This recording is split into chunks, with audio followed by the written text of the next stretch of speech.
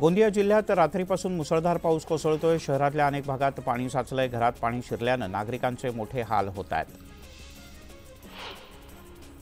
सातपुडा पर्वतरांगेत सतत पाऊस झाल्यानं मुक्ताईनगरमधील वडोदा मच्छिंद्र तलाव 100% भरलाय। त्यामुळे वन्यप्राणी आणि परिसरातील सिंचनाच्या पाण्याचा प्रश्न मिटलाय। शेतकऱ्यांसह सर्वसामान्यांना मोठा दिलासा मिळालाय। राज्यात पावसाचा जोर काहीसा कमी झाला असला तरीही काही ठिकाणी पाऊस होतोय। आता पुन्हा एकदा कोकण आणि मध्य महाराष्ट्रातल्या काही जिल्ह्यांना हवामान विभागानं मुसळधार पावसाचा इशारा दिलाय।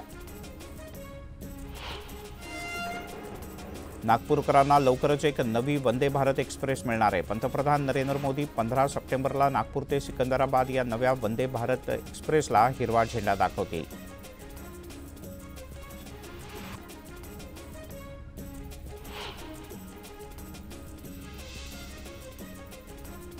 महापालिकेच्या स्थापत्य विभागाची कामं घेण्यासाठी 40% कमी दरानं निविदा भरून रस्ते दुरुस्ती पेव्हिंग ब्लॉकची निकृष्ट दर्जाची कामं करणाऱ्या 11 ठेकेदारांना एका वर्षासाठी काळ्या यादीत टाकण्यात आलंय।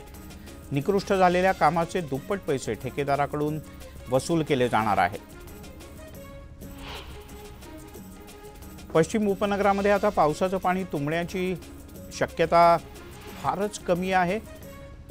अंधेरी येथे उदंचन केंद्र उभारणीसाठी जागेचा वाद मुंबई उच्च न्यायालयात गेला होता। त्यामुळे न्यायालयानं अखेर मोगरा उदंचन केंद्र उभारणीला स्थगिती दिली होती, पण आता ही स्थगिती उठवण्यात आली आहे। त्यामुळे हे केंद्र उभारण्याचा मार्ग मोकळा झाला आहे। देशामध्ये 10 नव्या वंदे भारत एक्सप्रेस सुरू होत आहेत। झारखंडमधल्या जमशेदपूर इथल्या कार्यक्रमात पंतप्रधान नरेंद्र मोदी 15 सप्टेंबरला विविध राज्यांमधील वंदे भारत एक्सप्रेसला हिरवा झेंडा दाखवतील। समृद्धी महामार्ग पुण्याला जोडला जाणार आहे। पुणे आणि शिरूरच्या दरम्यान प्रस्तावित असलेल्या 53 किलोमीटरचा 6 पदरी उड्डाण मार्ग अहमदनगर छत्रपती संभाजीनगर मार्गे समृद्धी महामार्गाला जोडण्यात येईल। पुण्याजवळच्या कसकंद गावातून या उड्डाणपुलाच्या मार्गाची सुरुवात होणार आहे। रेल्वेनं यंदाच्या गणेशोत्सवात कोकण रेल्वे मार्गावर 325 पेक्षा अधिक गाड्या दिल्या होत्या। रेल्वेनं प्रवाशांची अतिरिक्त गर्दी लक्षात घेऊन पनवेल ते मडगाव दरम्यान 2 विशेष गाड्या चालवण्याचा निर्णय घेतलाय। मुंबई उपनगर जिल्ह्याचे पालकमंत्री मंगल प्रभात लोढा यांनी मेट्रोच्या फेऱ्या वाढवण्याची मागणी Maha Mumbai metro operation corporation limited आणि MRDAला केली होती। या अनुषंगानं नागरिकांसाठी रात्रीच्या वेळेत अधिक फेऱ्या आणि विशेष गाड्या सोडण्यात येणार आहेत। 11 सप्टेंबर ते 17 सप्टेंबर या कालावधीत अंधेरी ते गुंदवली या दोन्ही टर्मिनलवरून शेवटची मेट्रो रात्री उशिरा सोडण्यात येईल।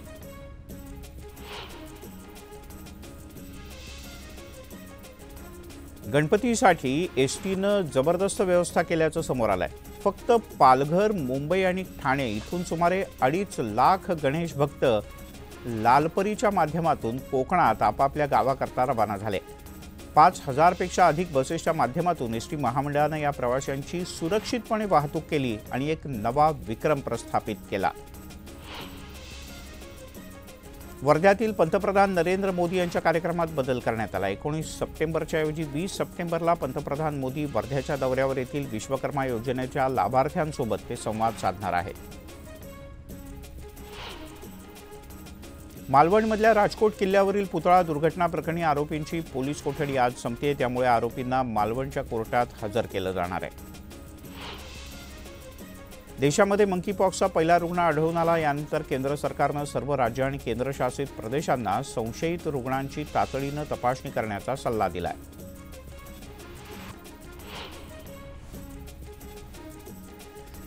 सरकारनं दिलेल्या कनिष्ठ डॉक्टरांनी कामावर परतण्यास नकार दिलाय। सर्वोच्च न्यायालयानं या संदर्भात कारवाईचा इशारा दिला होता। त्यामुळे कोलकात्याच्या आरजी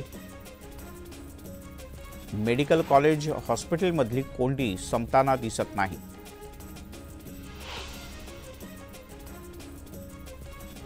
सरकार आता 9 कॅरेटच्या सोन्यासाठी सुद्धा हॉलमार्किंग बंधनकारक करण्याचा विचार करते। यासंबंधीची घोषणा लवकरच केली जाऊ शकते अशी सूत्रांची माहिती आहे। कमी कॅरेटच्या सोन्याची मागणी अलीकडच्या काळात वाढली आहे आणि त्यामुळे सरकार हा निर्णय घेऊ शकतं।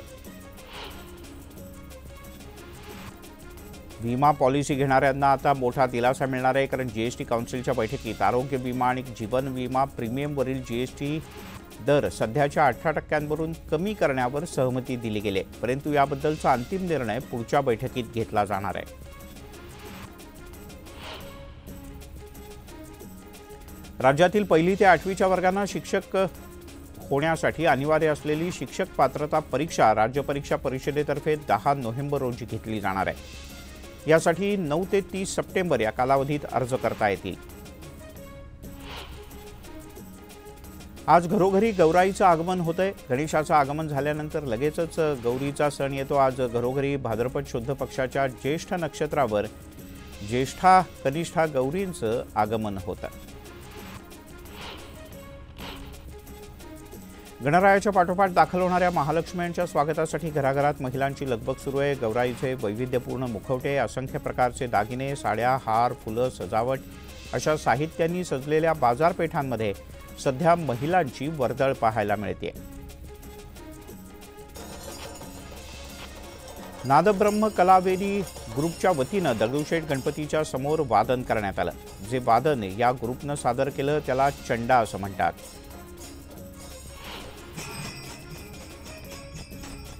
वर्ध्याच्या ग्रामीण भागात घरगुती गणेशोत्सव मोठ्या उत्साहात साजरा केला जातोय. घरोघर भजनी मंडळातर्फे भजनाच्या सोबत इतरही पारंपरिक कार्यक्रम आयोजित केले जातात. त्यामुळे ग्रामीण भागातील वातावरण अधिक भक्तिमय झाल्याचं दिसून येत आहे. रत्नागिरीच्या हरणे गावातील बटावळे कुटुंबियांनी MIDCमुळे होणाऱ्या प्रदूषणाचा देखावा साकारलाय. या देखाव्यातून पर्यावरण संरक्षणाचा संदेश देण्यात आलाय.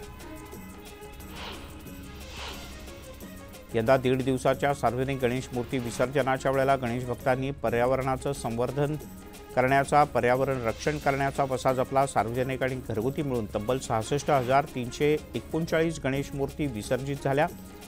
यापैकी 30,000 पेक्षा अधिक लोकांनी कृत्रिम तलावात गणेश मूर्तींचं विसर्जन केल्याची माहिती महापालिकेच्या वतीनं देण्यात आली. जळगावमध्ये जैन मंदिराच्या जवळ कारमधील लाखोंची रक्कम चोरट्यांनी लंपास केली. कारमधली बॅग घेऊन चोरटे पसार झाले. यावेळेला स्थानिक गुन्हे शाखेच्या कर्मचाऱ्यांनी पाठलाग करून तिघांना अटक केली. या तिघांच्याकडून चोरीचा मुद्देमाल जप्त करण्यात आलाय. बुलढाणा जिल्ह्यात बोथा गावाच्या जवळ घाटात असलेल्या एका मंदिरात अस्वल आढळून आलं. यामुळे परिसरातल्या नागरिकांमध्ये एकच खळबळ उडाली. या अस्वलाचा बंदोबस्त करावा अशी नागरिकांनी वनविभागाकडे मागणी केली.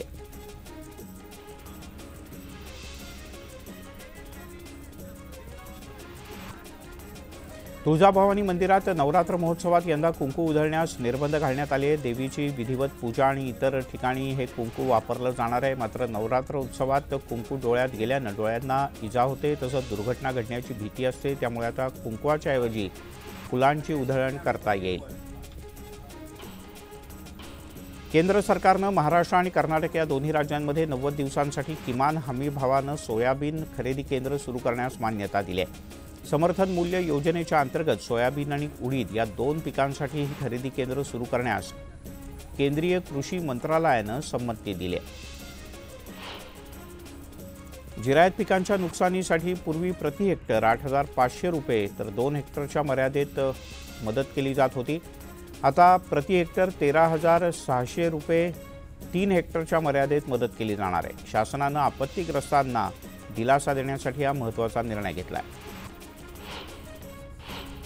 जेवणाचं बिल मागितल्याच्या रागातून 3 जणांनी एका वेटरला 4 चाकी गाडीसोबत फरफटत नेल्याचा धक्कादायक प्रकार बीडच्या दिद्रूडमध्ये घडलाय. CCTVमध्ये हा सगळा प्रकार कैद झाला. या प्रकरणात दिद्रूड पोलिसांनी 3 जणांच्या विरोधात गुन्हा दाखल केला आहे.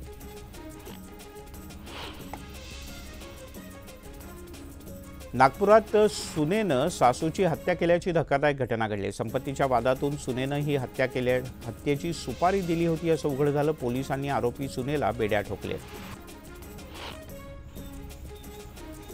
जालन्यामध्ये अनैतिक संबंधातून एकाची हत्या करण्यात आली. शेख हाफिज शेख हबीब असं हत्या झालेल्या आरोपीचं नाव आहे. हत्येनंतर संतप्त नागरिकांनी आरोपीच्या घराची तोडफोड केली. त्यामुळे परिसरात मोठा बंदोबस्त तैनात करण्यात आला होता. बुलढाणा जिल्ह्यातील खामगाव कृषी उत्पन्न बाजार समितीमध्ये सुराणा ट्रेडर्समधून 8-9 लाखांची रोख रक्कम लंपास करण्याची घटना समोर आली. या संदर्भात पोलिसात तक्रार दाखल करण्यात आली असून पोलीस चोरट्यांचा शोध घेत आहेत.